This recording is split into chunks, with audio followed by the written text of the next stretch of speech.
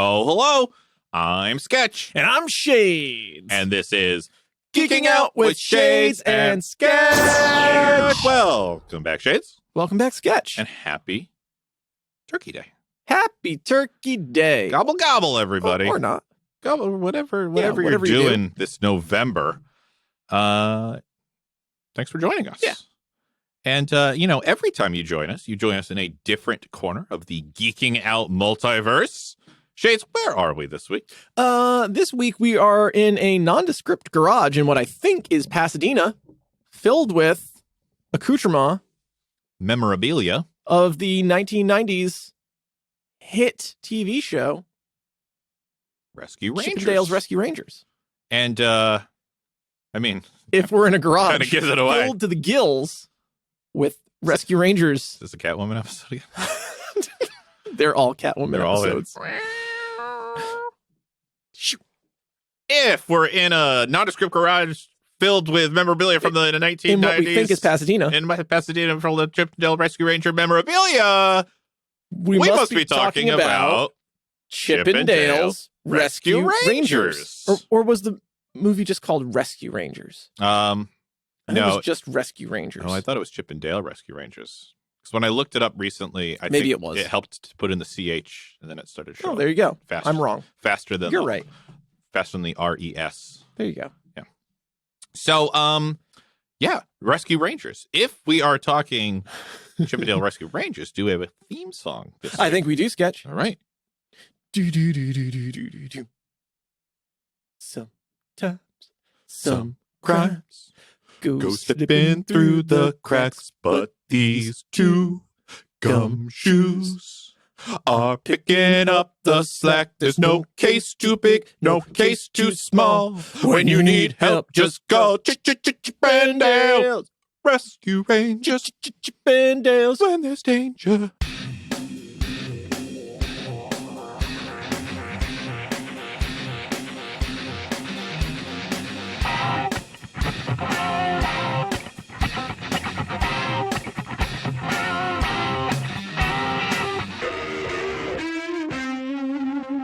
Perfect. I think that was our longest theme song to I think date. it was. We might face some copyright infringement over that Guys, did we tell you our album's coming out? Time for the holiday season. This episode brought to you by Shades and Sketch. Sing all your favorites. Oh, God. The issue is that song is so iconic, and it's so good. It's so good. So, guys, there's going to be spoilers for Rescue Rangers. Possibly spoilers for all 80s, 90s animated television. Possibly. So you're warned if you've ever watched anything in the 80s and 90s. Possibly spoilers for early 2000s video game animation where the eyes look past you ever so slightly. It's just not quite right. I got a lot to say. But, so, buckle in, brace yourself. Now, we're going to talk, all things Rescue Rangers, I'm sure, but we're going to focus specifically on the 2021 or 2022? I think it was 2022. I think it was 2022. It was just this year. The 2022 Disney Plus movie. It's a movie. Full-on movie. Chippendale's Rescue Rangers, starring John Mulaney, the voices of John Mulaney. Yep. And Seth Andy Rogen. Samberg. Well, and Seth Rogen. And Andy Samberg. Yep. Right. Yep. Yeah. If you haven't heard, where have you been? No other news has come out in the last couple of months. So there was do you call it a reboot?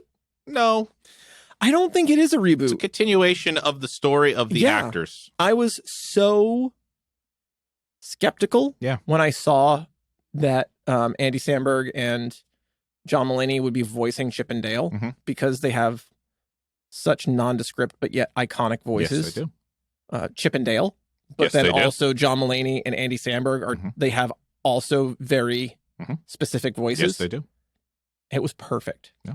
I was very skeptical, and I think it really worked. We're gonna unpack it all, folks. The way it was very smart. I'm just gonna come right out and say, okay, this movie feels like a spiritual successor to Who Framed Roger Rabbit. Oh yeah, and I think that's been tossed out there a lot. Yeah. That we'll get there. But as far as a marriage between animation and live action. Live action. Yeah. Because absolutely. They've tried a couple times to do this, and it's failed miserably. Yeah. And I think they got the formula right. Yeah. Yeah. But without jumping ahead. Yeah. So, Shays, what's your history with Rescue Rangers? Oh, man. This was a show that I watched as it was airing. Yes. Hard to know, as is with all of these syndicated shows in the early 90s, hard to know like what order you watch something in. Yeah. But this is a show that I watched as it came out, as it was current. I had a very good friend, Matt, who was like obsessed with this show and had the Disney Channel. So had already seen it. Yeah. Because it aired on Disney Channel before it went into syndication. Yeah, I only saw it in syndication. I did not have the Disney Channel. Not Disney, like longtime listeners, you may not know, there used to be proprietary stations that you did not have access to unless you paid more money. Disney was one of them.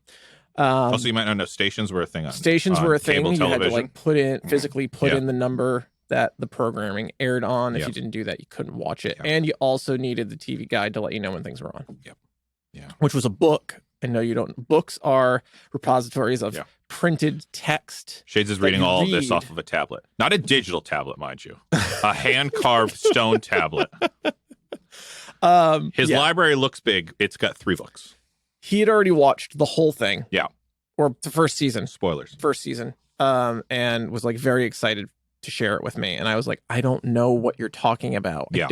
You keep saying it in like this, like, and he would say Chippendale Rescue Rangers. I'm like, I don't understand the concept of what you're talking. I have no basis. There was no commercial. There was no trailer. There was nothing. Yeah. It was just. But he was super pumped. Super pumped. And this was 3 years ago. So he was 36. This was 1991. Oh, okay. I was in the wrong time era. So yeah it was 91-ish. I want to say. And I watched it and I enjoyed it. It was not my. I preferred Tailspin. Yeah, I also preferred Tailspin, but I loved Rescue Rangers. I loved Rescue Rangers. I preferred Tailspin, and it is mind-boggling to me. I'm getting ahead of myself, but it is just mind-boggling to me that Tailspin was only 1 season. It seemed like it went on forever. On the old Disney Plus app, Rescue Rangers is listed as 1 season, but it's like 60 episodes. Yeah, I believe it occupies 3 seasons. When we get into my notes, I have. Yeah. It's big. Disney Plus listed as 1 season, but don't let that fool you. Right. When I say 1 season of Tailspin, I mean like 18 episodes and then done. But in syndication, it ran out of order, so it seemed much longer. Chippendale, I believe, had 3 seasons. Cloud Kicker. That's a Tailspin. Still cloud kicking. Yeah. Oh my god, those episodes were so good. Of so DuckTales. Holy shit. Yeah, and then still kicking clouds. And then obviously your Rescue Ranger watching dipped. Yes, as there was no Rescue Ranger content. And I would say like Chip and Dale never recovered. Like they were kind of staple characters. Yeah. Prior to in like the Disney Pantheon, they were as equivalent. They were equal to in many ways Minnie, Mickey. They were part of that troupe. Oh, yeah. Once they got like the Rescue Ranger show, they were kind of spun off from that, and they never really got spun back in, from what I could tell. Okay. They kind of became, at least to me, my experience with like watching Disney and stuff, like they seemed to occupy the realm of like side characters or like sub-tier characters. They are. Like in a similar way of like, I'm sorry, if I may. Yep. As the resident father. Yes. Yep. Here, I was ordained since last episode. Everybody. Your eminence. The incense in here is choking. Stifling. Chip and Dale. Okay, there's a lot of goddamn Mickey Mouse shows out there are for kids, like currently running parallel to each other, like all of these Mickey adventures that are going. Makes no sense. Sure. Chip and Dale are regular occurring characters, but they are not main cast. But they show up a lot. So your main cast these days are exactly who you think they'd be. Mickey, Minnie, Donald, Daisy, Goofy, Pluto. That's your main cast. They are going to show up in almost every episode of every Mickey-themed show that you see. Sporadically, you will get the next tier down, which would be your Chip and Dale, your Clarabelle the cow, and you're Pete the cats. Yeah, they show Clarabelle up. The cow. They show up regularly enough. The cows is what she does. I don't know why. I love the cows. Now, that being said, there is a new show on Disney Plus. Okay. That Tell me more. Exists before this movie, but only by like a year. This new show. It's an animated show. It's called Chip and Dale's Park Life, and it is a two-sided coin in our household because Doodle loves it. Life. Yeah. Okay. It's the two of them. They live in a park. They're just chipmunks. Oh, They're not rescue rangers anymore. They're just two chipmunks that live in a park. They're not rescue rangers anymore. But like they weren't like this is a new universe in which they were never rescue rangers. But they're also, they're also like they're getting back to their slapstick roots in this show. Right, so you would not trust them on a detective case. No. These two Chippendales. This show is unique in that there's no spoken word. There's a lot of sounds. Yeah, that's how they started. Yeah. But we're talking across the board every character in the show. So I don't think they spoke in Disney continuity until like Alvin and the Chipmunks got like kind of rose in prominence and got their own animated show. Yeah. That was like kind of Disney's answer to them, like that Chip and Dale started talking. So they have this current new show, and it's entertaining. I'll watch it with Doodle, and it is entertaining. But for whatever reason, it like revs him up the way no other show does. Oh. It is like crack to him. So I really, just like real crack, I really have to limit how much he brings in. Ration that shit. Yeah. Because I don't know what it is about it, but I mean, it's silly. It's a silly show, but it's a little above just like toddler silly. Right. There's gags in it that I laugh at and I think are clever. And like there's interactions with things that are obviously references that he would not understand. Right. That I would. So they're back. They're back in a big way. That keeps getting greenlit for more seasons. And from what I understand, it's a very popular show right now at Disney Plus. So they do now have a new show. Well, good for Chip and Dale. Yeah. But Sketch, what's your history with Rescue Rangers? So we also didn't have Disney Channel, so it was definitely when it was on. Like you remember how after school? Yeah, there's like Fox. an after school like animation block with these. It was like shows. Gargoyles, Darkwing Duck, Tailspin. Yeah, Rescue Rangers. I did love Rescue Rangers. Again, it wasn't my go-to. Yeah. The Sea Duck. We're suckers for ships. Yeah, is what the it is. Sea Duck the Sea Duck. Effing awesome. I loved that one. Loved Darkwing Duck also, and also loved Rescue Rangers. I had to watch the whole thing. I mean, I watched it regularly, as regular as a child in the 90s can watch something after school. And I saw many episodes multiple times, and I'm sure maybe I've missed an episode or two here and there just by my availability. But I really, really enjoyed it. My favorite aspect of it was always like Gadget and like the things that she'd make out of just 100% the random stuff. And boxes, no other show was really bottles. doing that. So that was the thing that was checked. Their like Rescue Ranger mobile was like a bleach bottle and a balloon. Yeah. And balloon and a roller skate for the landing. Yeah. And it even shows up in the movie movie too. Spatulas. Did love that. So it was beautiful. Yeah. Beautifully rendered. Yes. It got the surgery. I got some BQs. Some BQs and some rants there. So yeah, I really enjoyed Rescue Rangers. I geeked out hard when they showed up in the DuckTales relaunch that they did a couple years ago. That was great. And then when this came out, I was like, yeah, sign me up. I'll check it out. Yeah. No hesitation. I wanted to watch it. And I think it was actually Doodle who saw it, show up on Disney Plus one day. Because you mentioned this to me, and I'm like, I don't know what you're talking about. Yeah, because the streaming service that's on the most in our house is definitely Disney Plus because it just has the most that he's interested in. I don't think I had Disney Plus until we were going to watch this for it. So I was out of my trial. This popped up in their ad phase or whatever. Yeah. And so I was like, yeah, I'll watch that with you. I used to watch the show. And we busted guts. Geeked out hard. Popping stitches. We had such a fun time watching this movie together. So yeah, watched it. I told you should watch it. You watched it. And then we said, hey, you know what? We're thankful this exists. Very much so. When's a good thankful time to bring in something? Yep. And we said July. And then that didn't work. That didn't work. We didn't get to it. And we said, is there another thankful time of the year? and we couldn't think of anything. So instead, we're doing it in November because the Macy's Day Parade. Yeah, they used to be balloons. The Macy's Day Parade. There aren't anymore. There you go. There's the connection. Yeah, that's all we could come up with. We tried. Yeah, hard. Oh, and I did watch it twice because I watched it when it first came out. And then I was like, I'll watch it. The plan was to watch it again, but it just, plans fall through. With everything else that's going on, we didn't get to it. Plans fall through. Yeah, plans fall through.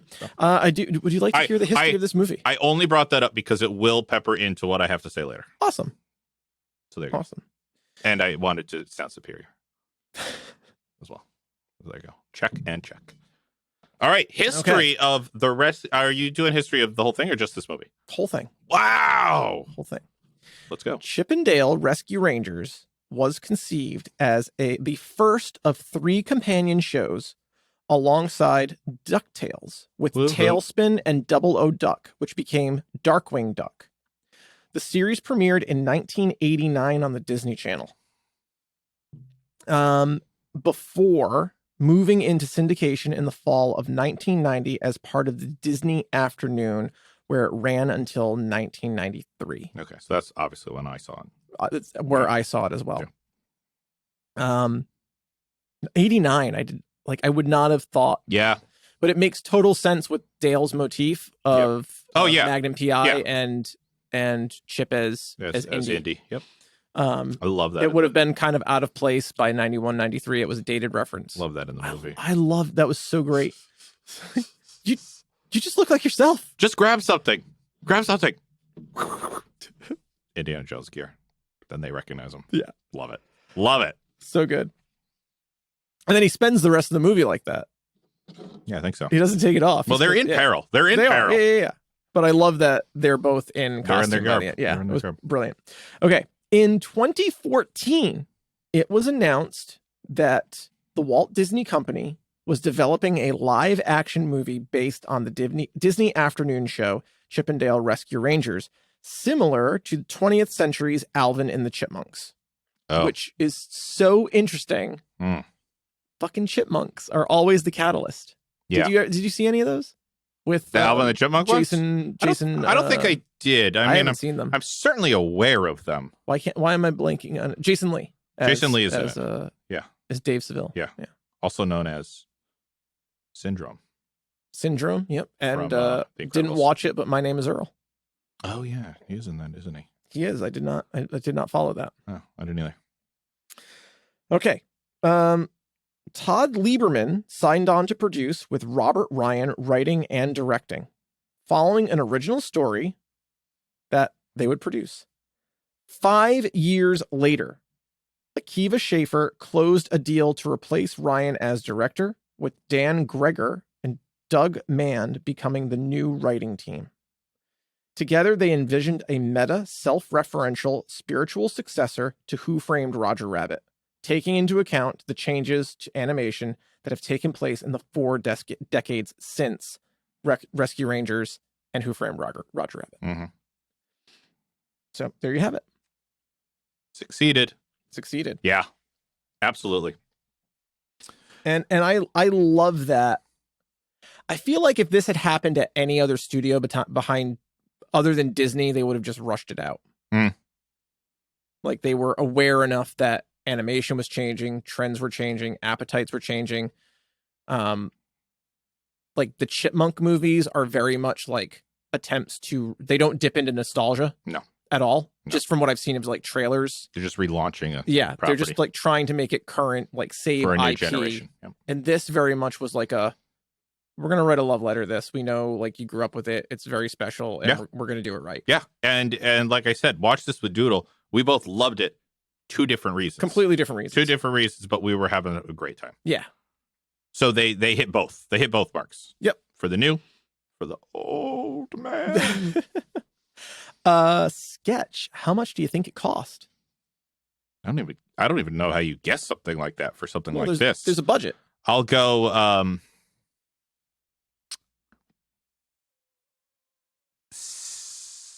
I'm trying to do sounds to see if I get any indication from your face. So far, nothing. $45 million. Good guess. Want to take another one? Lower? Higher. Higher than $45 million. Yes. for a directed Disney Plus movie. $67.5 million. I'll give it to you. $70 million. Ooh, $70 million for this movie. How about that? And I mean, like, they didn't make any of that back. It's like a 100% loss. But thank you, Disney. Thank you, Disney. But, you know, yeah, they're Disney. Yeah. Like, that's nothing for them. It's nothing. Yeah. Does anyone have change for a button? one of my favorite Simpsons quotes. Oh, it was wonderful. All important internet scores? All important. I love a quick budget game.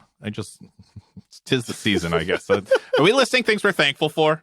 I'm thankful I wasn't hanging in the wind on that budget game for that long. Yeah. All right. All important, in quotes, internet scores. Yeah. Well, I don't fucking care what critics give these movies. Yeah. I really don't. And now here's what the critics give these movies. IMDb gives it a 7.1. Okay. Rotten Tomatoes, an 82. Google reviewers, I'm interested in this one. Only 70% of reviewers wow. liked this movie. That is. It's one of the lower ones that we've had. Yeah. I gave it a 92. Nice. Fucking loved this movie. I gave it a 90. It was so good. We're right in the same. We're in awesome. a two-point spread there. Yeah. Yeah. It's effing great. That is very alarming about Google reviewers. I'm so curious. Like, longtime listeners, if you're one of the people who did not really enjoy this movie, I am legitimately curious. I'm curious. Right into the show. Like, what went wrong for you? Because all of your normal problems that you could have with something like this, I feel like are not problems in this. I agree. They didn't do anything to just destroy characters or go back on lore or veer away from source material or anything like this.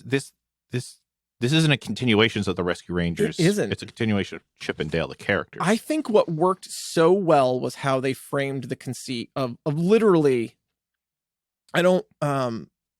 I'm dangerously close to raving here. Well, let's just start raving. We're at the point where we can rave. It follows the same beats of Roger Rabbit, is in that it posits a world in which toons are real, living. I don't know if they breathe, but they're sentient. They exist. They exist with you and me. And the cartoons that we watch are filmed just like any movie or TV show that we would watch. That they're actors on set portraying fictional characters. They read lines. They learn their script. They hit their marks. And I love that. Like, it followed those same beats that really made Roger Rabbit work. He's just another living creature under the sun, working like you and me. They got to get paid. Yep. They got to do their job. They got to hit their marks. Yep. They don't always enjoy their job. Yeah. It doesn't talk down to any of the animated characters. They're real, three-dimensional, no pun intended, characters with real problems, real motivations. But I also love that they were also like, they also were actually their characters from the show. Yeah. Like Monterey Jack is actually addicted to high-end cheese. There's some questions to ask about the overlap. But yes. Gadget is actually an inventor. Like, she's on the cover of like Popular Mechanics. Like, she's actually a very skilled director. So it's like, it kind of posits that Rescue Rangers, the show from the 90s, was kind of like a almost documentary, it's almost like reality TV kind of scripted but not scripted. Here's kind of what it posits to me, at least. You had Chip and Dale. Okay, we meet Chip and Dale's children as third graders, right? Yeah. And they have great chemistry together, and they become a comedic duo, right? You know, in the same realm as like Abbott and Costello. Like, they just become like the next great comedic duo. And so, from what I understand, although it's not explicitly said in this movie, they are presented with Rescue Rangers. The show. They are going to lead Rescue Rangers. Right. Because they had some like one-off little cameos and some things as they were getting going. They were on Full House, and they were like in the commercial. I loved that. Stuff like that. Then, of course, you can go back and just insert them anywhere you easily. want. Yeah. Easily. I mean, it's so easy. But then it's kind of like, okay, well, we got to fill out this cast. Right. Instead of getting other actors. Let's find a mechanic who will be our mechanic. Exactly. And let's find a cheese addict to be our cheese addict. Right. It's the Monkees. It's like 2 of them were actors and 2 of them were actually musicians. Yeah. And then Zipper in the show is like a cross between a child and a pet. Right. We come to learn in this movie that Zipper is just as sentient as anyone. Oh man, he played the else. president on 21. I can't think of his name in this moment. David something, I believe. Oh my god. He has an iconic voice. He does. He does the he did the Allstate commercials. Yeah, he does. I was gonna say he does something insurancy, but that really doesn't even narrow it down anymore. I know. Everyone's working for big insurance these days. Oh boy. Looking it up makes I'm trying. great audio. But yeah, so Zipper's got this iconic deep voice, and you find out that he is not a child nor a pet, but an actor who's just playing a child/pet, and has an off-screen romance with Mitt's. Oh, I forget Gadget's last name actually. I think it's something Wrench, Gadget Cogs Wrench or something like that. I don't remember. Something like that. So a little wonky there because you do have your 2 actors and then your 2 everymen who've been recruited into the show. But gosh darn it, they made it work. They did. I'm with you. I'm trying to look up this actor and I can't find it. I don't know what else to say. Tippity tap tap tap. Sometimes some crimes terrible. Go slip into. Guys, I'm looking. He's just on Facebook. He's not. He's totally checked out. I've typed in everything I can possibly. Did you just type in voice actor Zipper Rescue Rangers? It's just bringing up the original show. I'm done. We'll put it in post. We'll put it in the show notes. Yeah.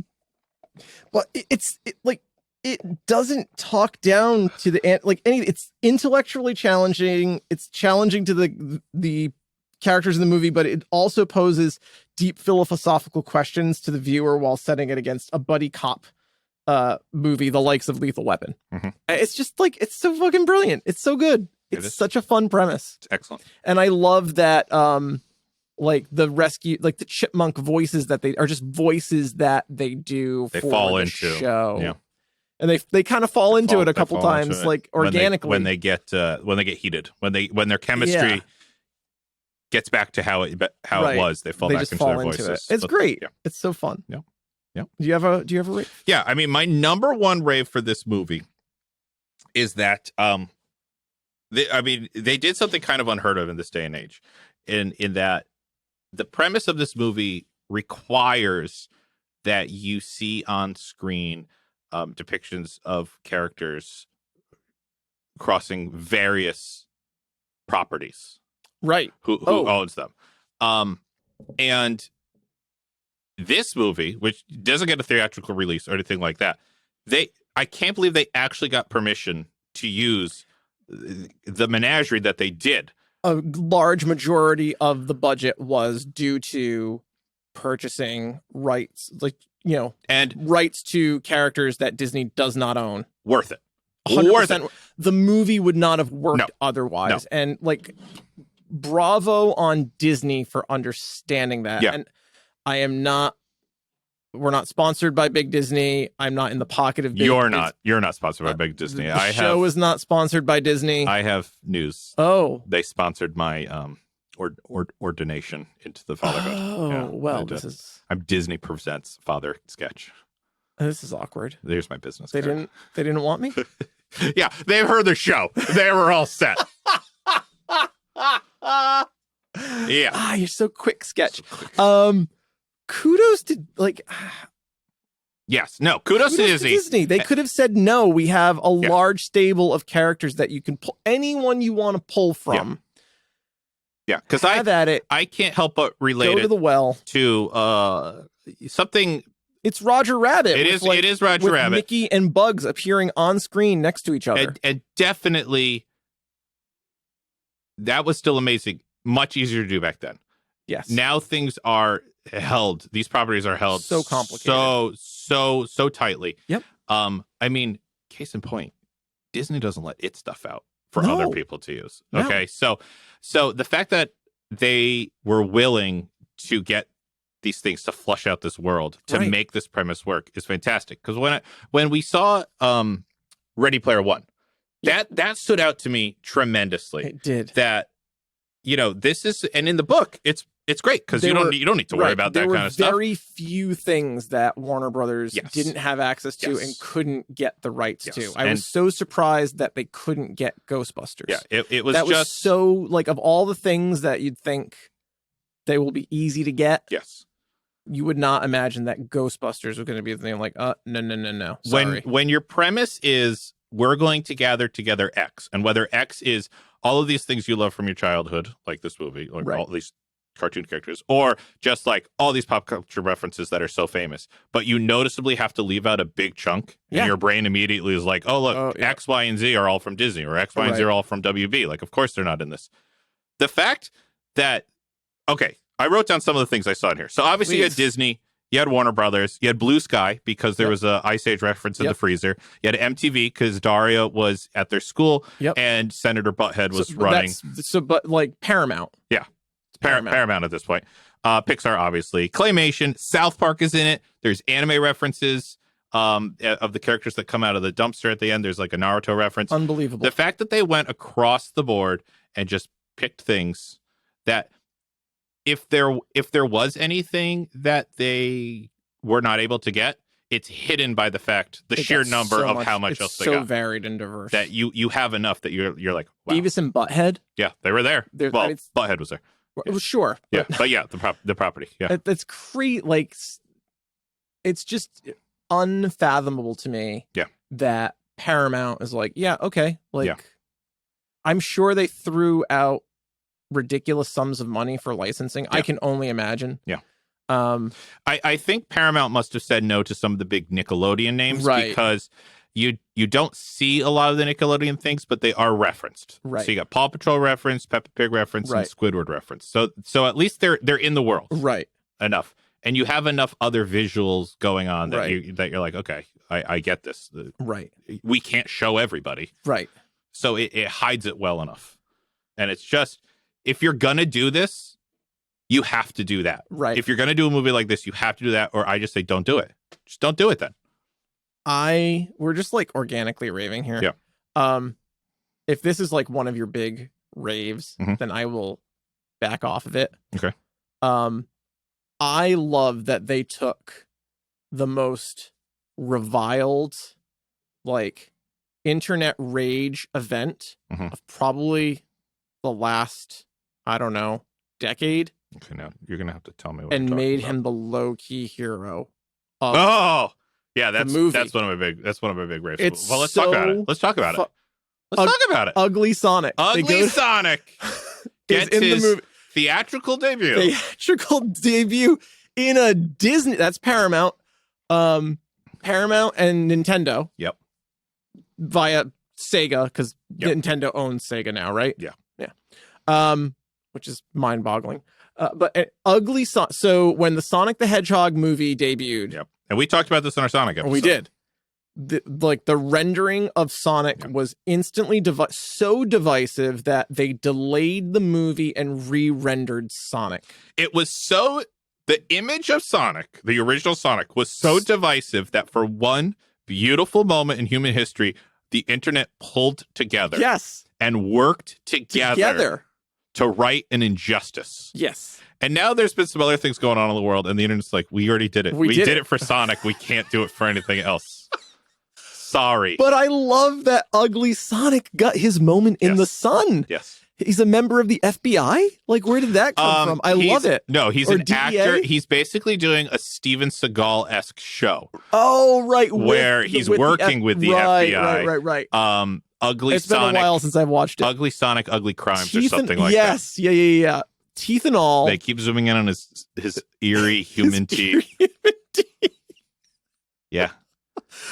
But, like, I want to know that. Different. It's not like, because this is a world where, like, tunes are getting, like, work done and, like, altered into radically different characters. They're, like, basically getting the tune equivalent of like altering the plastic surgery. Yeah, plastic surgery. Dale has gone through the 3D rendering, but like surgery. Other like Monterey Jack is going to be like.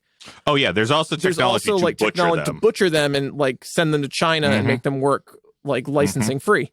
I love that this is like they could have just posited that ugly Sonic got re-rendered into the Sonic. It's a different. I like that it's a whole different actor, whole different blue hedgehog. Yep.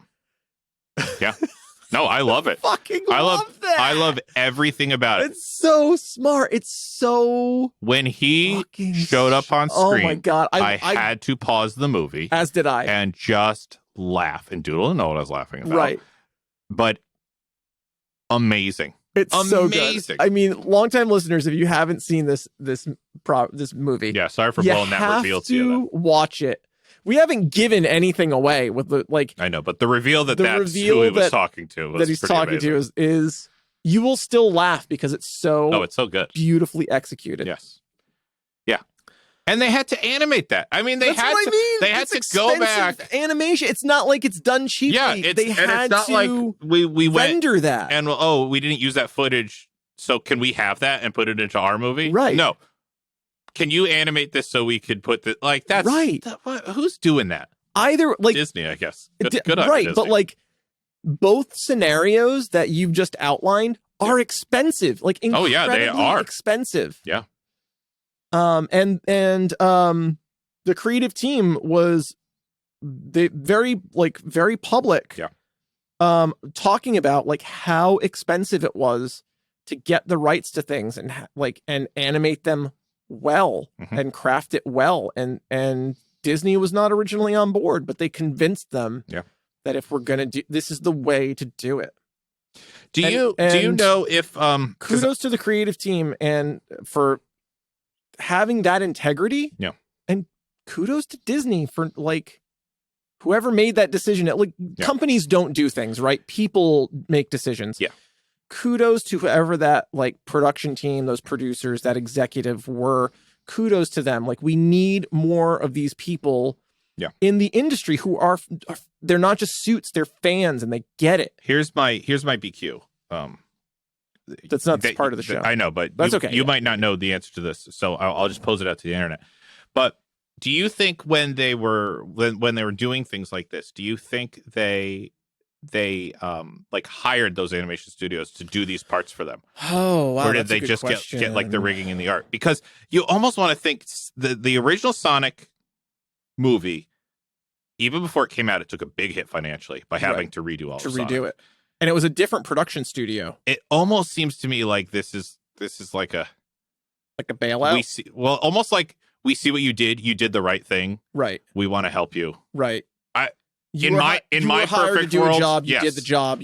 Because that was another big thing with Sonic that we talked about. That production house, like those people, like the studio was held responsible for the rendering. Like the animators had to like basically unpaid. It was a huge loss. It was a huge loss. Studio. It was like they did not make that money back, even with how successful the movie was.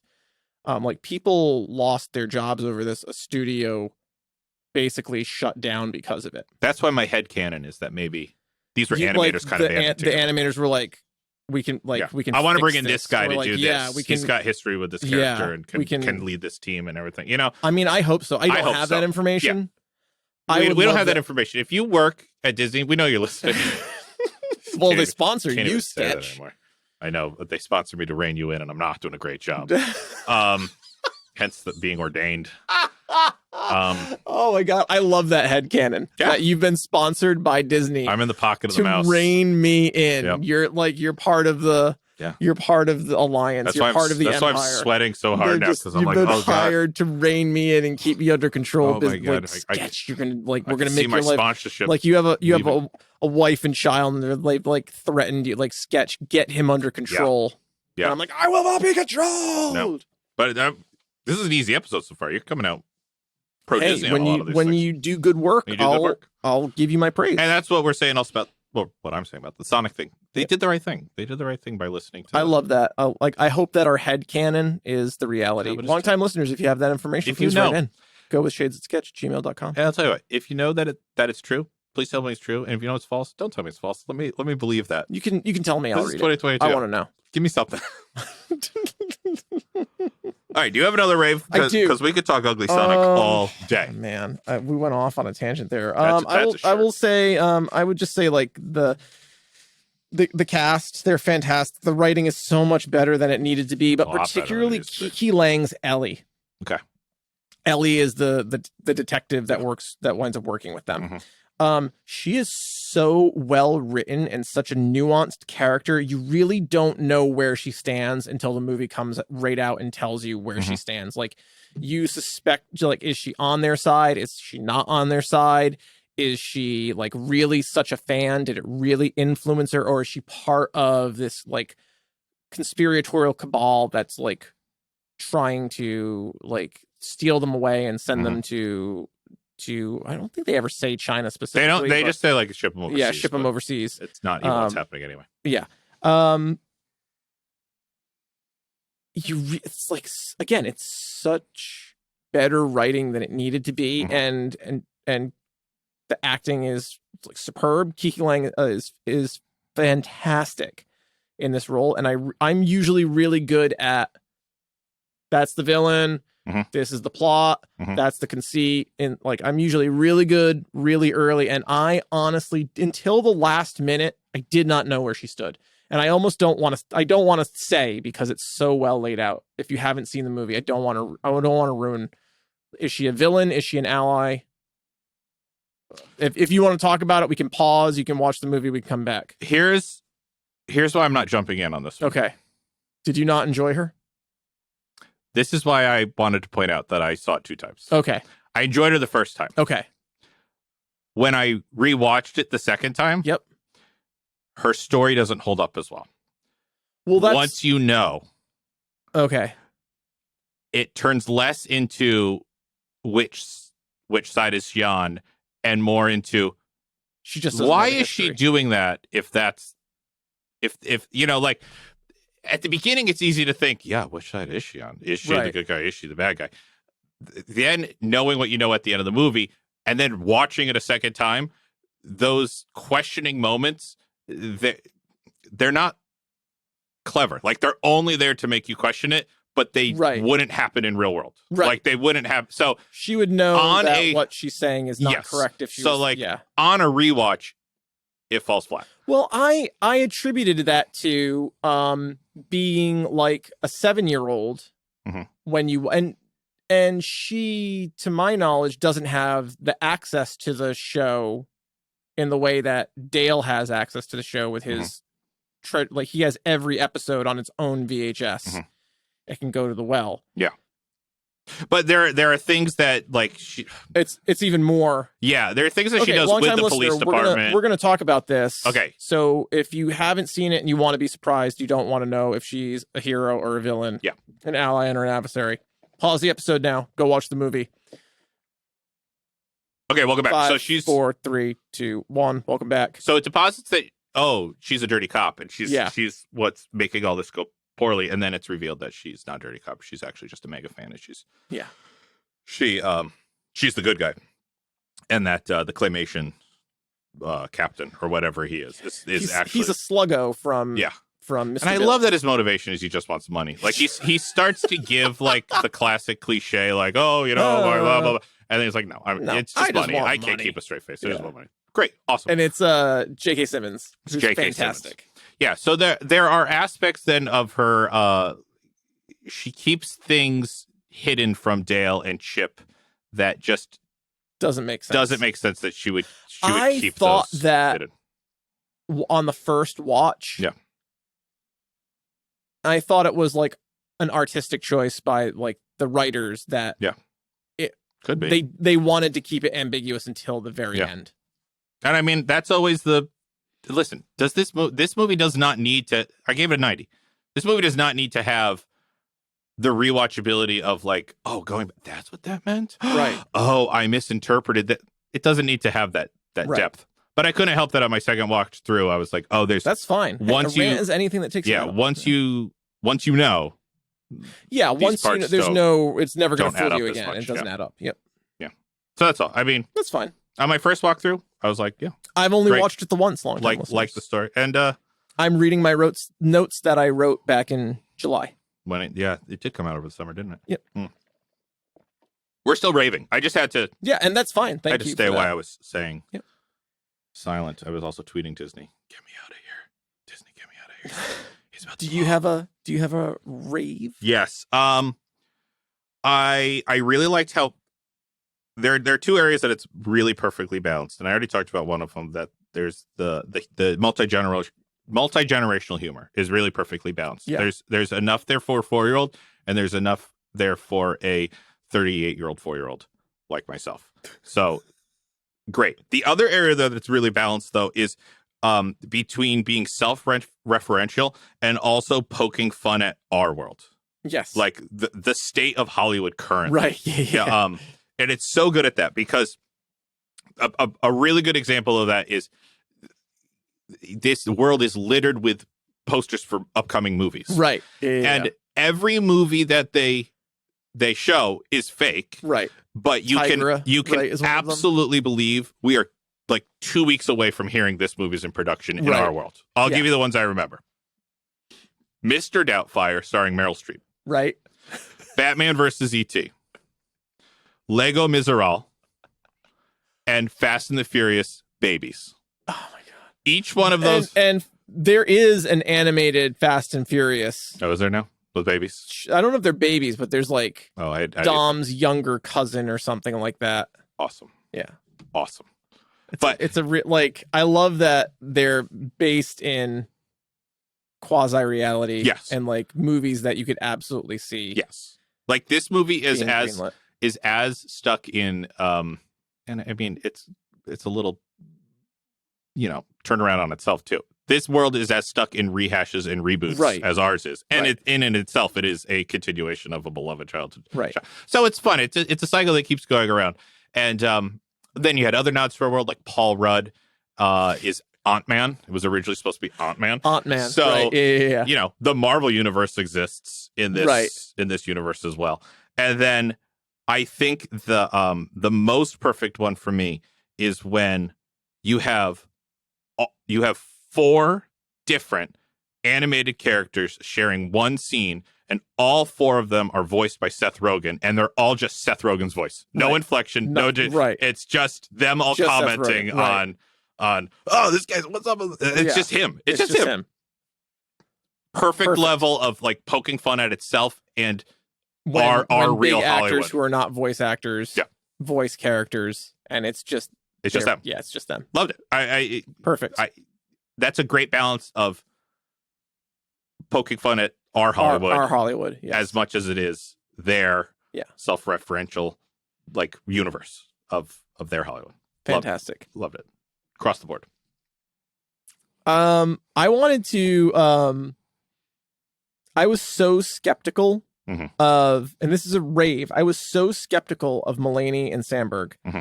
But they were perfect. They like really got these characters in a way that I didn't expect to work. And then Eric Bana as Monterey Jack. I mean, he was on point. He stepped into the shoes of Jim Cummings and Peter Cullen perfectly. So Monterey Jack was voiced by 2 different actors over the course of the show. Jim Cummings, Winnie the Pooh, and then Peter Cullen, Optimus Prime. And legendary voice actors. If you probably not noticed that Monterey voices Jack Monterey Jack's voice changed over the course of the show. Yeah. Between season 1 and season 2, but Eric Bana like created this perfect amalgamation, and also the benefit of actually being Australian. That helps. He was perfect. And then I'm usually I have actors' names. Yeah. I'm not the one. But Gadget was, Gadget was voiced by the original voice. Yes, legendary voice act. Babs Bunny. Yep. Dot Warner. And she did Gadget and she did Chip. Gadget and Chip in the original. Yes.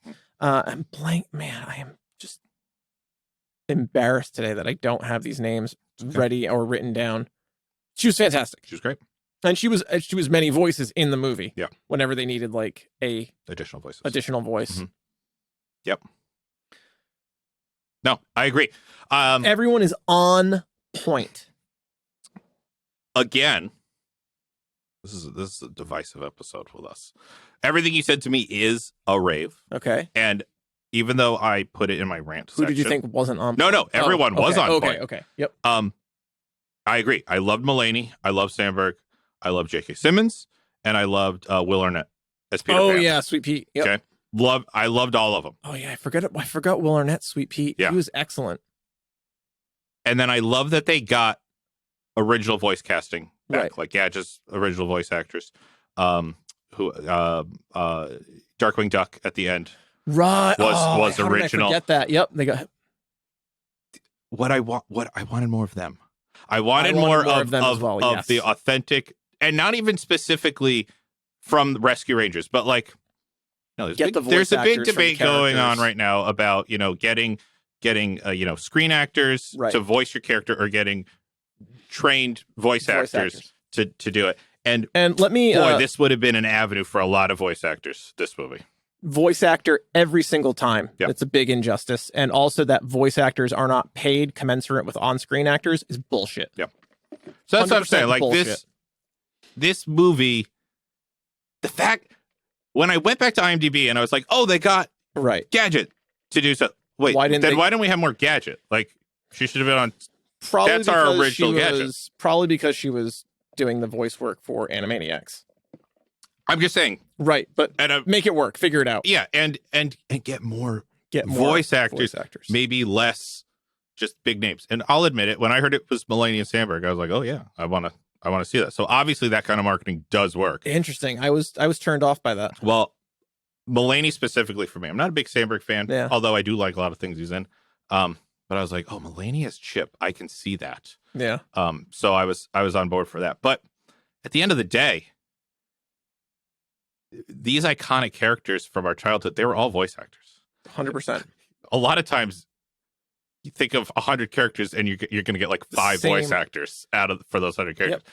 The things that they're able to do. Frank Welker was like basically every character on G.I. Joe. Yeah. Also the voice of Fred on Scooby-Doo. You got like your Billy Wests who who's been in your childhood forever. Yep. It was just considering how much this movie was like about animation and about the world and the studio and the things that come about from this process. I wish we had included more real world voice actors. I'm with you, and that is 100% a rant for me. Yeah. But I also really liked who they got. They did a good job at it. They did a good job. So it's like, I guess you can't have it all. You can't have it all. But I guess I would have liked a little more and a little less. Yep. I would have definitely loved more Gadget. Yeah. And more Monterey Jack. Yeah. Yep. I mean, that's a rant of mine. Do we want to go into rants? Do you have any more raves? No, I've kind of organically talked about my other raves. It's likewise. We can transition to rants. Yeah, and that was my. Oh, do you have another rave? Well, I already talked. Oh, I organically talked about my rants in your raves. Oh, okay. My voice actors and the problem on the rewatch. I really only have one other, and it's so minor that I almost don't even want to say it. Two rants. Okay, go for it. One of them is very big. Sure. My number one rant, Sweet Pete. Okay. That's a huge rant for me. I thought we were going with Pete from Goofy's Pete as the antagonist. I thought that's what we were going to do. And I, like, the minute they revealed that Sweet Pete was Peter Pan. Yeah. My brain immediately went to Bobby Driscoll. Bobby Driscoll was the voice of the animated 1953 Peter Pan. Okay. And Pete's rendering is a very crude, very aged, very rundown rendering of Bobby Driscoll at the end of his life. Okay. So if you don't know the story, Bobby Driscoll was attached to Disney. He was just a child actor in a lot of early Disney films. He became the voice of Peter Pan. He was kind of he was Disney's young-faced studio actor, Mickey Mouse Club. Yeah. And he was everywhere. Yeah. Really held up all of the newspaper, like, interviews everywhere.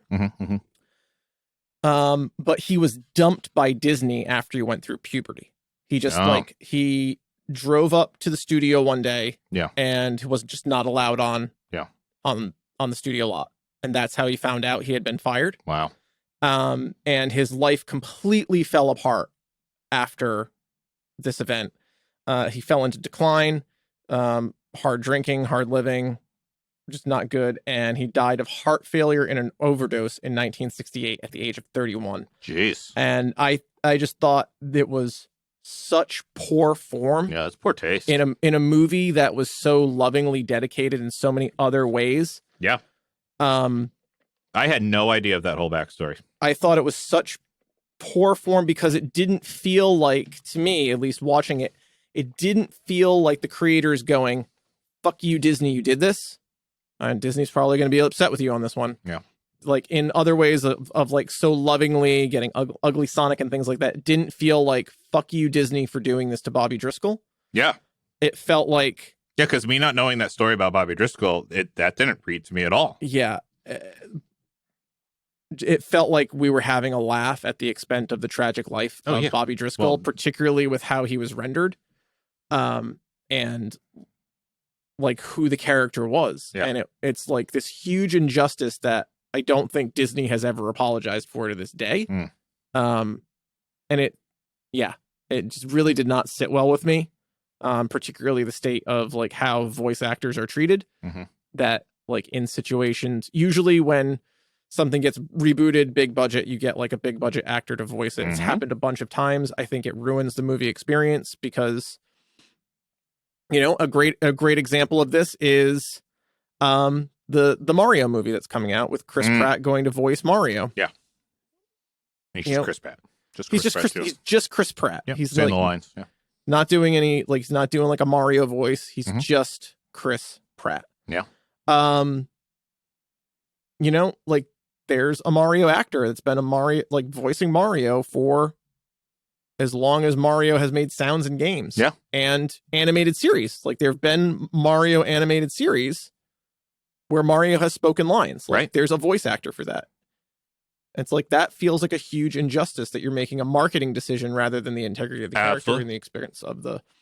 So, coming down off my soapbox, that felt like super douchey, and like I hated that it happened, but then I hated that like it just feels like Disney gets away with this a second time. Yeah. No, I had no idea they were making light of that kind of that actual real world thing. Yeah, I learned something in this episode. There you go. I don't like it.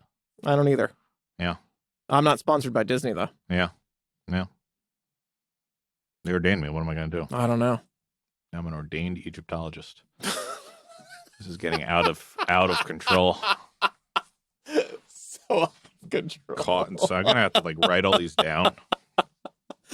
I love that you're losing track of your backstory. Yeah, your own backstory that you created. Totally honest. I'm never anything but honest. Backstory on this Disney sponsored. Little known fact: Sketch is actually in witness protection. Yeah. Yeah. That's why sometimes you hear gunfire. Yeah. That's why we have to move. That's why we have to hastily set up the go code. Now you know. Now you know. The curtain has been pulled aside. Too much real world in the fake world. Yeah. Sketch. Do you have a rant? No, I mean, you know, I've already said them. You know, like what you were just talking about with the whole voice actor thing. That was my biggest one. Yeah. And even though I said the rewatch, it was more difficult to believe the human lead. Still worth a rewatch because there's so many little chunks and little Easter eggs and stuff to find that I missed the first time around. So I didn't mean to make it sound like I still gave it a 90. Yeah. Oh yeah. My rants like we enjoyed the movie. Yeah. Not without it. Hey, like, you know, we take our jobs seriously. When you miss, you miss. We let you know. Disney hired me. Yeah. Serious. I have one more rant. Go for it. Zipper and Gadget's kids. They are. Boy. Everything about them. Yeah. The biggest thing for me with Zipper and Gadget's kids is the implications. Again, it's like Fester and Thing. Yeah. It's the implications that it sets up because I didn't want to think about this. Right. But you're making me think about this. Correct. What are the rules in this universe? They did gadget. My note is you did gadget dirty. Yeah. For romantic coupling. Yeah. Because you did her dirty. Because you've already established that she is her character. Correct. And she's a genius. Yeah. But then she also has 40 kids with Zipper. 40 kids with Zipper. And they all are some sort of hybrid between amalgamation and mouse. Between this one has Gadget's arms and this one has Gadget's ears and Zipper's body. Or Zipper's face on a mouse body. It is, and they all have wings. Yeah, it's unsettling implications. It really is. And then you got can you cross? They're both 2D.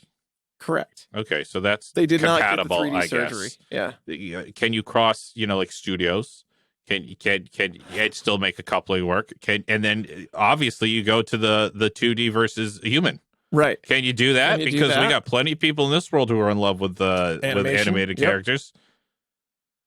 The implications and then what are we going to have? Reaching. Are we going to have a baby cartoon or a baby human or so? And how could you have an entity at this point that is partially in 3 dimensions and partially in 2 dimensions? It breaks my head. I'm with you. Yeah, I'm with you. Like the whole thing. It was unnecessary. Yeah. Oh yeah. It was unneeded. It was just like you almost. And I'm laughing at it, but I am disturbed. It's almost like you would imagine that it's something Mulaney, Sandberg, and Rogen cooked up while they were like just riffing around a table on a break. I have no idea where it came from. I don't know where it came. The rest of the movie is so tasteful, and that is so tasteless. And it is unnecessary. The big reveal with Zipper is that he's got the deep man's voice. Yeah, that's it. That's enough of a.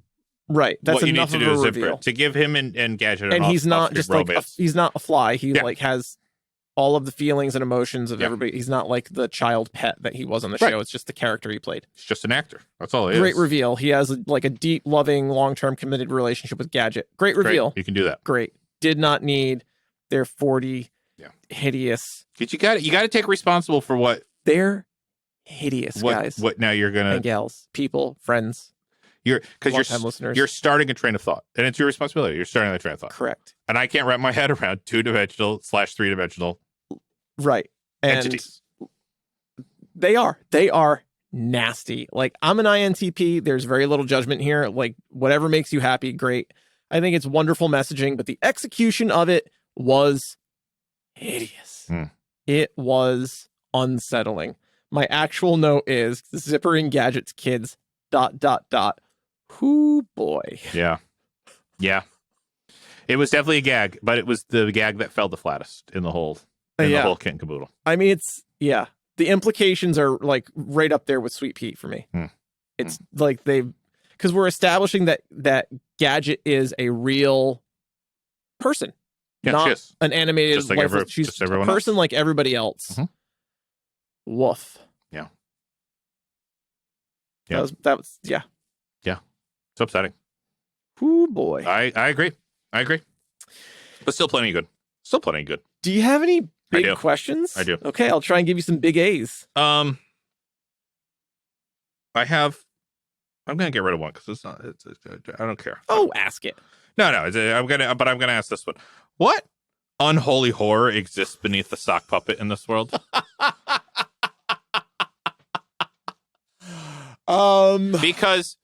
Because you have Muppets in this world, right? Fine. I agree. We've already talked about on the podcast. Muppets shouldn't have legs, but they do have legs. They have legs, but they shouldn't have legs. So correct. They work in this world. Yes. A sock puppet, by definition, is just a sock. Yes.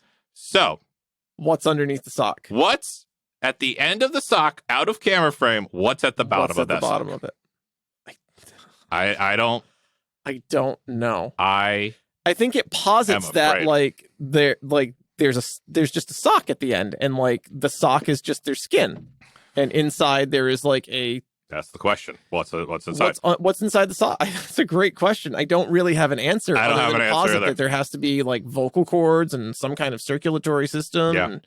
Guys, if you want to make the anatomy description of a sock draw puppet, the anatomy of a sock puppet, send it to that'd be great. gowithshadesandsketch@gmail.com. Really appreciated. Really appreciated. I mean, I haven't slept since. I was gonna say that's one of those questions that keeps you up at night. It does. All of the answers are unsettling. No answer's good. There's no like, oh, it's full of marshmallows and puppies. No, probably not. It's not. Probably not. And if it is, who's cleaning up after those puppies? The implications are not good. After eating that many marshmallows? Oh my goodness. Yeah. Oh, that's the answer. There's a diaper at the end. But also like a sock puppet can't eat. Correct. How does it sustain itself? So many questions with the sock puppet. Yeah. And again, the Muppet works because a Muppet is a full. We've established. We've made a body for a Muppet below the waist. Yep. A sock puppet is literally a sock. Yep. And it's nothing else. It's just unsettling. Great question. But he got his badge. He was. Wait, he didn't have arms. He didn't have arms. I mean, he had a badge. How does he put his badge on every morning? Somebody else has to put it on for him. Somebody else puts the badge on for the sock puppet. There you go. Well, we answered one of the questions. Yeah. All right. You have any BQs? I don't have any BQs other than how did Gadget survive having 40 children at once? This is going to shock They're a lot all of people. the same age. I don't know how big a mouse litter is. How many babies a mouse has at once. I don't think it's... I have no idea. I think it's like... I have no idea. I think it's similar to like puppies or You kittens. could tell me 1 and you could tell me 70 and I would be equally okay with either. Well, like I just know like Ampersand's litter was 7. Mm-hmm. Yeah. I would think like a mouse litter is like... This is big enough to go in 7 to 12. Official Google search. Not 40 with like wings and like different proportions. They're but that's the other. Well, okay. So now, oh gosh, this is like a real. Which came first, the chicken or the egg? What is the answer? I'm still looking it up. But like flies do have lots of offspring. Yes, because they lay eggs. But they Gadget lay wouldn't eggs. lay Gadget eggs. does not lay eggs. Guys, did they think we were going to be talking about this? I can feel Disney tearing up my checks at the sheer mention of this. You were supposed to rein him in. How many mice? How many babies? How many babies does a mouse have? Does a mouse have? Google, in its infinite wisdom, oh gosh. Not only can mice have multiple babies at once, they also can have multiple litters each year. A female mouse can have up to 6 pups every 3 weeks and can give birth to a second litter as early as 25 days after the first. Okay, that checks. In 1 year, they can give birth to approximately 35 babies. Guys, did you think... damn it. Did you think... we were going to get there? Wow. Disney did its homework on mouse reproduction. Mouse fly reproduction. Wow. Guys, 35 babies in a year. Well, they nailed it. They got it. Yep. Did you think I was going to give you a big A to that? No. Yeah, that's effed up. That is unsettling. So, if you have any mice in your house, take care of that. Honest to goodness. Immediately. Now that I have a place. Yeah. I hate mice. Oh, yeah. I hate mice. They're the worst. I mean, Gadget gets a pass. But mice are the worst. Yeah. Do you have mice? You know what I had a mice in? Where? Oh, the garage? The stang. No. In the stang. The stang? It was extensive. Oh, dear. In the under the hood. I had to do a big clean out, and I tried all these different repellents, and nothing worked until... Guys, this episode brought to you by... I got an ultrasonic mouse repellent. Yep. Install it to the battery. Haven't had the issue since. Yep. I still have to clean the whole gosh darn thing out. Yeah, me too. Whew. That happened to the Firebird when it was in they get everywhere. They do. Under the carpets, yep. Like you pull the carpet up. Yep. It's luckily, awful. it did not get into my interior. It was all, but it was all exterior. Yeah, it was all. Wow, under, you're lucky. Yeah. They ate through the wiring. Yeah. Oh, I checked all my wiring. I had one on the edge. Wow. That I had to fix. Other than that, I was safe. So, guys, Gadget gets a pass. Monterey Jack, get off your coked up cheese flights and then we'll talk. And every other mouse, fuck you. Every other mouse, Mickey included, get out of here. Fuck you. Get out. Get out of here.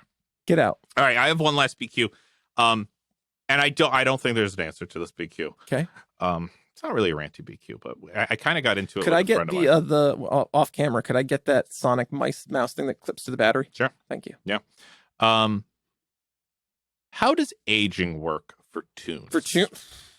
I was honestly hoping you weren't going to ask that question. Because you can.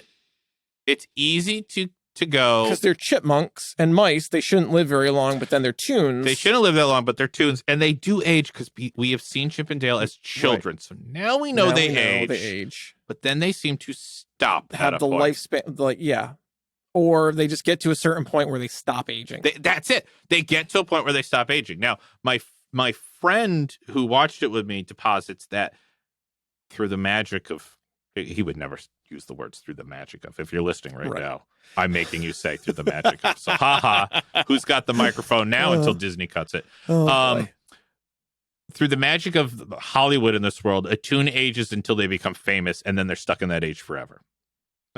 Okay, I don't really buy it. I mean, but there's no evidence counter to it in the movie. But it seems to be how the movie fame works. And you just choose to stop aging. Except for Pete, who does start aging, which seems to be, well, as you've said, a response to what happened in the real world, but also like the whole point of his character was that he would never age. So then as soon as he's no longer his character, he starts aging again. But there's got to be other. See, I was going to say the answer to that question is you don't age until you're no longer famous. Mm-hmm. And I feel like that tracks because Gadget is never not famous. Yeah, it's kind of like Coco. You ever see Coco? I didn't actually. Oh, I'd recommend it. It's actually good for this time of year. For like around Halloween. Mexico, Day of the Dead. Yep. I won't give too much away because it's worth a watch. Yeah, it's definitely worth a watch. So I won't give much away, but it relates to what you just said. Remember that. And guys at home, remember that. Will do. Yeah, but like Chip and Dale, regardless of that, it's been 30 years since their show? 30 years since Rescue Rangers, but then also like the problem with Chip and Dale is they go back to the 1930s, 40s, right? At least, maybe back further than that. But this movie deposits that they're Rescue Rangers was their 80s, first big, was their first big gig. So the question of aging in this movie is just a BQ, and I don't like answers where this answer is true for some people and not true for other people. I do not like that. But it feels like that's the only answer that we can give in this movie. I'm with you. Some age, some do not age. Yeah, definitely. I thought of... Oh, okay. Oh, do you have something else connected to this? I just remembered that I forgot to mention something, and it's in that balance of self-referential. Okay. The Uncanny Valley. That was awesome. Oh my God, that was so good. Having that be like the wrong side of the tracks was so awesome. So good. Look at us raving for days. You rave for days throughout this whole thing. It's so much better than it needed to, and that's what makes the Sweet Pete thing so much fucking worse. It's like there aren't words to describe how god fucking awful egregious that is. Yeah, because it's easy to say, well, it's Disney. What would you expect? But then they do something this nice and this. That's what I mean. Like with such a nice touch, and then it makes you go, "You're better than this. Come on, or at least don't remind me that you're not better than this." Right? Don't flaunt it. Yeah, it's like it that's that. It felt with like what you explaining. It seems like a na. Yeah, it's the person who gets acquitted for murder and then walks out of the courthouse and says, no, I did it. Yeah, I did it. Here's where they're buried. Ha ha ha ha ha ha. Yeah. Sore winner. I don't like it. I don't like it either. It really kind of like ruined the whole experience for me when they revealed Sweet Pete. Yeah, I didn't even know. I didn't know that connection. I'm sorry to ruin that for you. Thanks. It's a real downer. Long-time listeners, I'm sorry to have ruined that for you, but I mean, to the list. I was familiar with that story. It pulled me immediately. I like palpable anger. Yeah. I've since had like other things to get Worse way things. angrier about, Yeah. but that was like a very unsettling thing. All right. Well, I'll end the discussion on a positive note. I'll bring us back. I do know. Do you know the story of the voice actor who did Bambi? No, You don't know that? Oh, it's so adorable.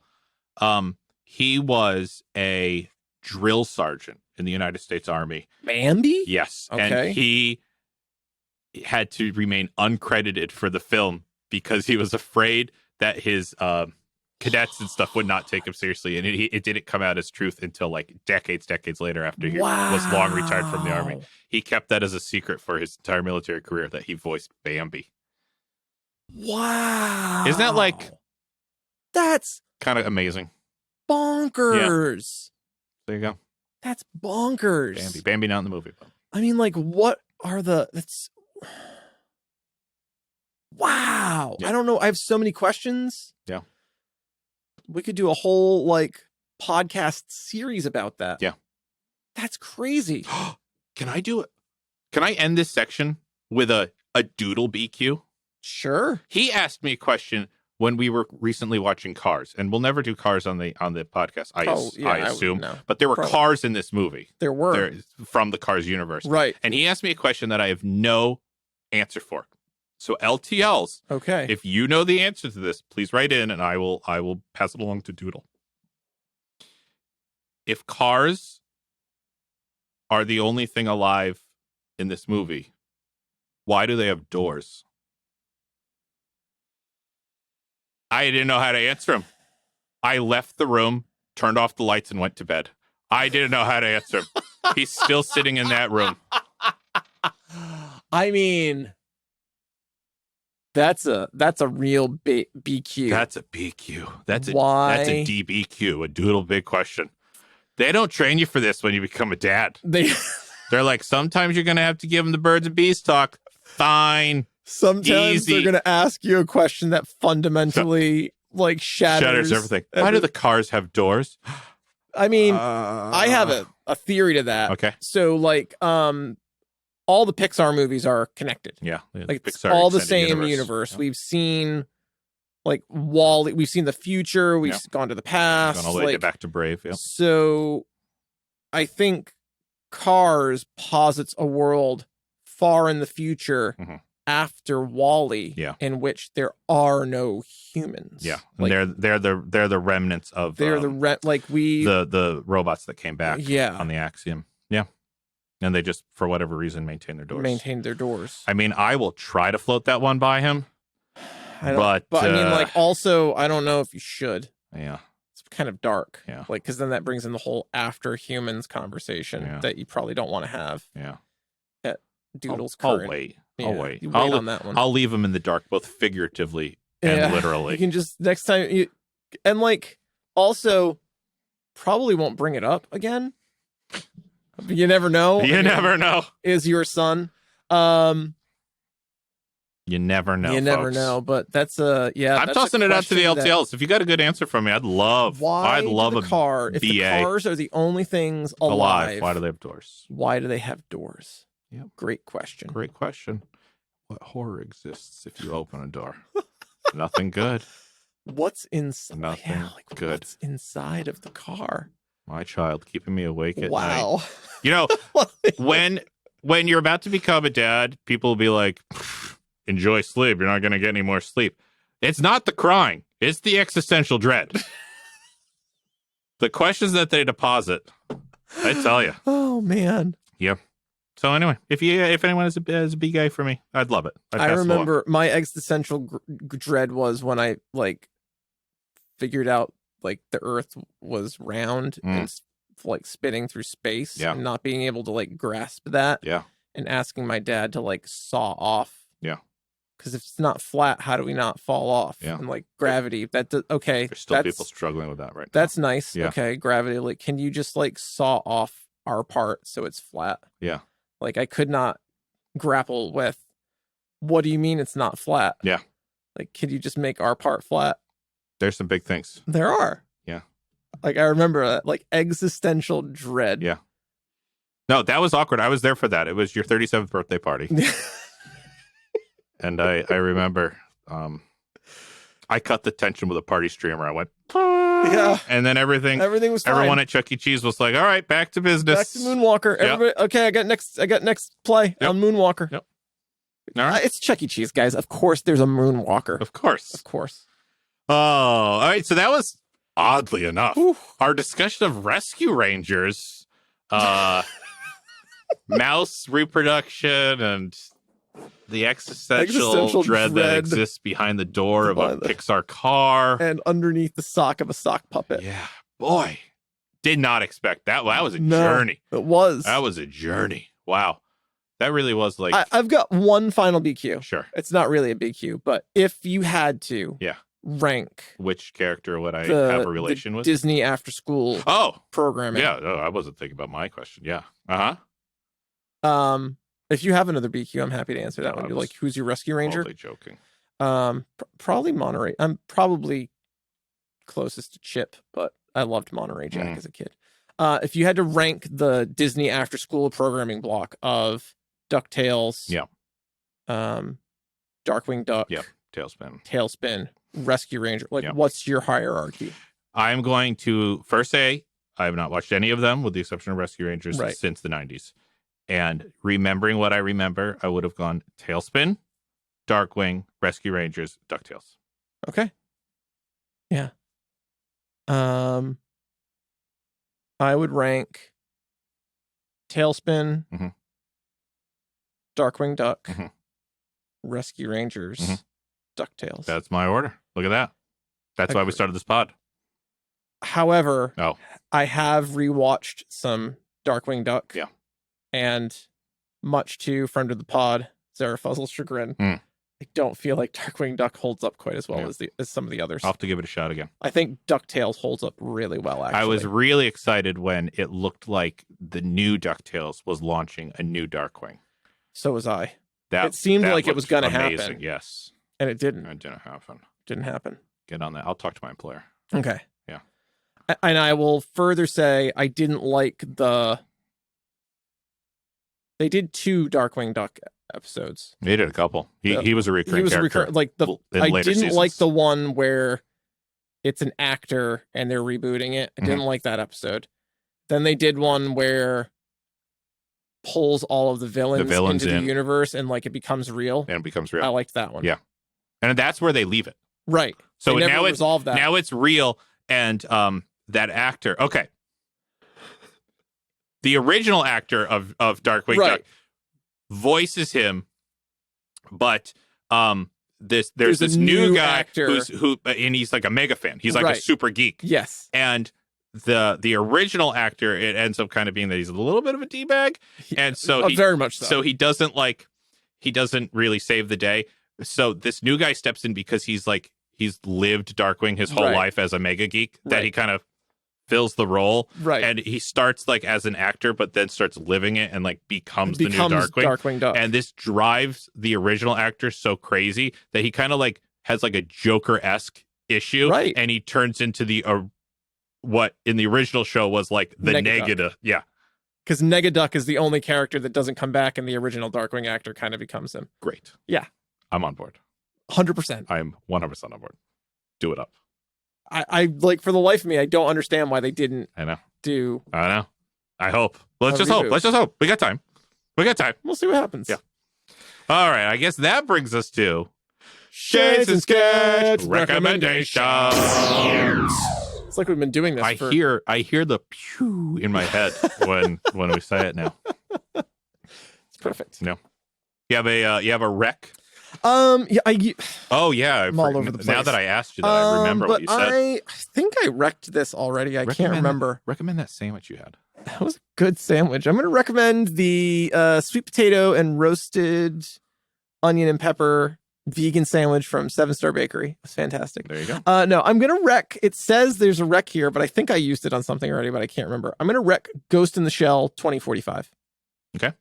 I think you have, but rec it in. I'm gonna wreck it. Yeah, because it's wrecking. Yeah, I'm gonna wreck. I'm pretty sure I've wrecked this before. They dropped a second season in which they figured out their animation styling against the backdrop a little bit better. And they tied it into the original standalone complex universe in a really succinct, coherent, and what I think is ultimately meaningful way, and actually did like close the loop on what Ghost in the Shell was always trying to say on like, what does it mean to be human? What does it mean to be a person? Is a person like a flesh and blood body?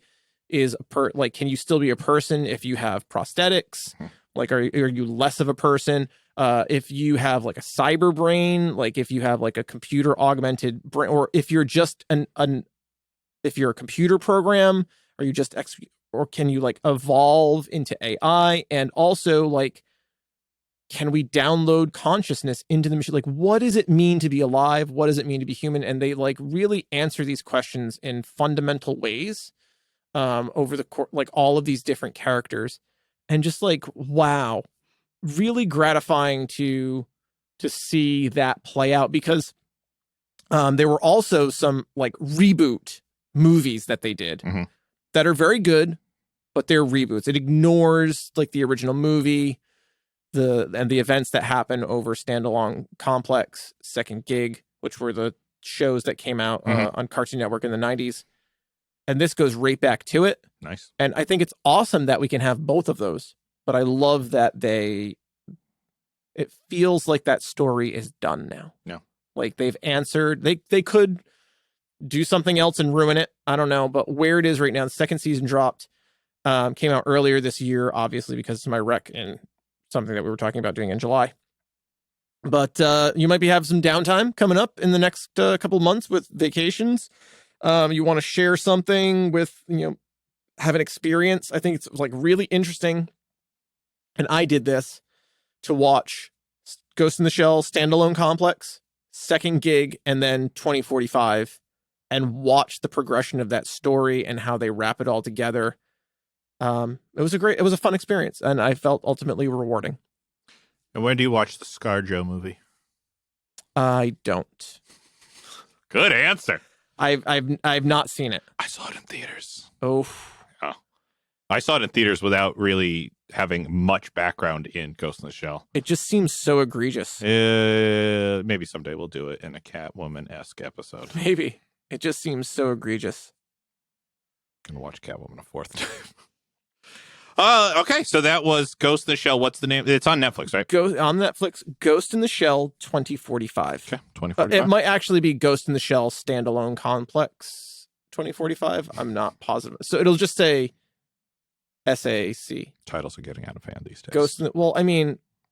Anime has always kind of had out of control titles. Did you know there's a one of the Kingdom Hearts is like Kingdom Hearts 22 and a third or something like that, or like X over 23. It's ridiculous. It's absolutely ridiculous. I don't know what's happening with Kingdom Hearts. I know there were 2 games, and now there are like 15 games. Yeah, it's a universe, I think. I don't know. My experience with Kingdom Hearts is watching you play it on PS2 in like 2004. I never beat that. Never beat it. I have a problem with a lot of games, but that one I didn't beat because I couldn't. I got to a point where I couldn't beat. I remember. I've never really seen you get frustrated to the point where you're like, I'm a real chill guy. You like go through like all of the like real anger, and then you like just didn't play it. I have a lot of real anger. I agree. Do you have a recommendation? Yeah, I'm going to recommend a show that was recommended to me that I would not have watched if it wasn't recommended to me, which is why I'm recommending it to you, the LTLs. I'm recommending Arcane on Netflix. Oh, it's so fucking good. It's so good. It's so good. So, Arcane is based on League of Legends. The game League of Legends. When the show came out, I had no interest to watch the show because I don't play that game, nor do I ever intend to play that game. It's not my kind of game. So I thought, I'd missed too much. I'm not gonna watch it. So my cousin watched it and asked me if I did, and was like, listen, I don't know the game either, but I really think you should watch the show because it's like, he's like, it's the world that you love, like that kind of steampunk yep, world. So I did. I gave it a shot.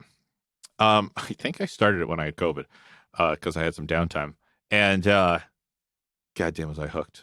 right away. So good. So if you are unfamiliar with it, it's not a lot of episodes. No. It's like 8. It's like an anime series. It's like 9 or 10 episodes.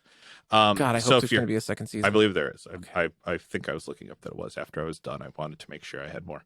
So if you're unfamiliar with it, again, the show does a wonderful enough job of setting it up. You do not need to have any knowledge of the game whatsoever. I'm sure if you do have knowledge of the game, there is more that you will understand that I did not understand, but it is rich enough without knowing the game. The characters in the game are the characters in the series. Like, they are crossover, like they're further flushing out characters that were playable in the game. Yes, because from my understanding, the game does not give a lot of story. League of Legends lore. is kind of old in terms of like a game like this. It's been around for a while. I know there's a title of this kind of game, and I don't know it because I don't play it. Right. But it's one of those, everybody. Right. But anyway, is it like turn-based RPG? I don't think so. Okay. I don't know what it is, but I don't think it's that. So it's kind of a steampunk esque world with a blending of technology and magic in the city setting, and it tells the story of this city and Piltover. Yeah, I think that's it, actually. And in its duplexity, in that it has a very wealthy, well-to-do upper area, and it has a very low, squandery, lower class. The haves and the have-nots. Yes, the haves and the have-nots. And the story of this city is kind of told and illustrated through this very human, very relatable drama between two sisters who are orphaned at a young age, and then through circumstances that I will not reveal as a spoiler, are then separated, and after many years finally reunited after leading very different lives. And the storytelling is top notch. The animation is everything you want animation to be. Reminds me a little bit of like end tier like Clone Wars, like just really high level animation in that same kind of computer generated style. The characters are fantastical because they live in a fantastical world, but they are so grounded in our reality. They have real emotions, they have real drives, real stories, real relations with each other. I just can't say enough good things. I loved it from beginning to end. I hope there's more. It ends satisfyingly enough as a story that if there never is more, you're not going to be pissed at me for recommending something that never finished. You could just watch the first season and it's a standalone story, but there's also plenty more to do. So I'm recommending Arcane. If you like anything steampunky, that might be your way to get in. If you like magic, world building, it's another way to pique your interest. But honestly, it's just a great story with a great cast of characters. That's what's at the heart of it, and that's what keeps you going back to it. Arcane. I think I recommended it to Netflix. You too. Might have, and I just ignored it like every other. That's fine. Every other recommendation. That's fine. Oh my gosh. Oh, that's a great recommendation sketch. I love it. Yeah. So 2 Netflix shows. And it's like, Disney is not going to be happy about I'm not going to be happy with you, but it's like, I think in a previous episode you were like, I'm close to canceling my Netflix. I still am. And that's fine. And it's like what I said to you off mic that I do want to say on air. It's like, it feels like, maybe with the small exception of Amazon, like Prime Video, there aren't a lot of streaming platforms that are taking chances on like, we'll produce this very expensive animated show for a game that's been out for like 15 years. Like, we'll take a chance on that. We'll roll the dice. It's like Netflix seems like they're not buying IP, they're building IP. Like, if it becomes IP, great. If not, we took a chance on it. Yeah. And they like Disney's just like buying things up and like milking them until some of it's great, some of it's not great. HBO. I have been bought and am being milked. There you go. That's a shirt. That is a shirt. Like HBO, that's its own fucking mess, but like they're just putting out IP. WB's over there just putting out fires constantly. They're like Discovery setting them. WB's trying and failing to put them out. The issue is they all, for the most part, have pros and cons to each streaming service. You are absolutely right that those are the pros of Netflix. My cons with Netflix is their way of at least lately, it feels like, okay, we're releasing a season on one day. We are going to decide on day 2 if this gets greenlit for a season 2. Right. And if you don't watch it and help support it in one day, then you have led to its downfall. Right. I don't like that pressure. I don't either. And I think that's bullshit. And it's like a major... It is a major problem. So that's the con streaming. To their pro. We've yet to find a perfect balance of a streaming service. I think it's a much bigger conversation, but since we're kind of in it, I think HBO also muddied that water where they were like, we're all of our content for 2021 is going right to streaming, and we're just going to start developing we're bypassing movie theaters, and that kind of blew up in their face. Nobody else kind of got behind them on that charge. Yeah.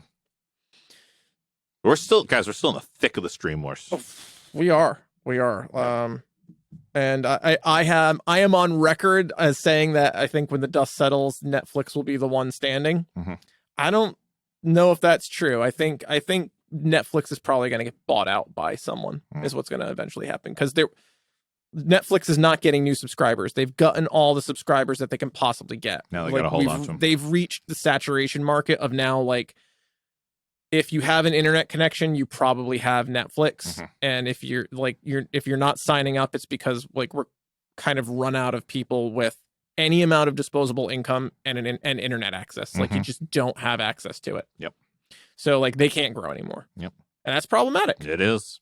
So we'll see what happens. We'll see what. We'll stay tuned. But God, what a great wreck sketch! I wish I had thought of that to replace my second Ghost in the Shell wreck. But you can piggyback on mine. Not as good. Ghost in the Shell, not as good as Arcane. So if you're going to watch one of the two, I will say definitely watch Arcane, and you don't need any of the backstory to get into that. Yeah, you really don't. You really don't. It's great. Great wreck sketch. Sketch, you going to take anything? I am. What are you taking? You could probably already tell from the smell, but I'm bringing this crate of Rescue Rangers cologne. Almond butter and gasoline. You got to keep that in your quarters. The sketch. smell permeates. That does not go on the mantle. The smell permeates walls, space, and time. Lucky me. Yeah. Well, sketch. I am going to take the Rescue Rangers airship. I'm taking it. Are you supersizing it in the patented GoCo enlargener? Oh hell yeah. Okay, good. Because otherwise, we're ride around the shit out of this thing. Yeah. I mean, I don't know if you've looked at gas prices lately. I try not to. I took the floor panels out of the Mustang, and I got here Fred Flintstone style. Insert sound effect of yabba dabba doo. Yabba dabba. Oh God. Yabba dabba. Don't. Yeah. No, I think that's wise. Thank you. However, if we need gas, I got my Rescue Rangers cologne. 75%. 75% gasoline. Petroleum. So, my God. So there you go. So, guys, thanks for joining us for Rescue Rangers Mouse Reproduction. The horrors of sock puppets, the sad tragic stories of voice acting, and our update on the stream wars. Yeah. What a smorgasbord. What a Thanksgiving treat of seriously. What an episode. What a journey. Thanks for taking it with us, guys. Thanks for going on this journey with us. Thanks for potting with me, sketch. Thanks for potting with me. Happy holidays. Enjoy. I guess we're officially getting into the holiday season at the conclusion of this episode. Yeah, we're in it. So here we are. Happy holidays. Let's be the first to say to you guys. Or depending on when this actually drops, maybe we're not the first. Who knows? Who knows? Anything can happen. Things happen. And on that note, guys, we'll see you next time. Bangarang! If you'd like to take a more active role in supporting Geeking Out, visit us at patreon.com/shadesansketch. Our website is shows.acast.com/geekingout. You can email the show at gowithshadesansketch@gmail.com or contact us through Facebook or Twitter. Geeking Out is a production of Tree Cave Creative, LLC. All rights reserved. 2022.